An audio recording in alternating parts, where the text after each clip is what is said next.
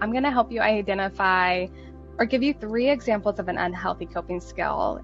Unhealthy coping skills tend to feel good in the moment or give you that instant gratification feeling, but they typically have a long-term negative impact. One example of this is drug and alcohol use. Not shaming whether you use drugs or alcohol to cope, but being really mindful. That bottle of wine might numb you, release you from some of those negative emotions, or feel like relief instantly.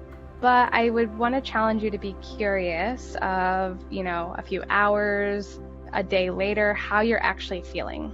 Did that actually help you cope and have that long-term impact of releasing you from some of those negative or overwhelming emotions? Or do you find yourself right back in those emotions? Procrastination is another one. I often think about schooling with procrastination, whether it be in college or high school, of having a ton of assignments due and sitting down to do them. You sometimes feel overwhelmed or feel like it's too much. And so you say, I don't have to do it right now. I've got time. I'm going to push it off. I don't have to attend to this right now. And so you procrastinate until it's the night before or days before, and you've run out of time.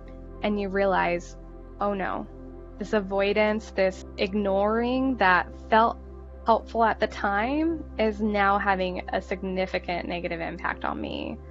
So that's another example of an unhealthy coping skill.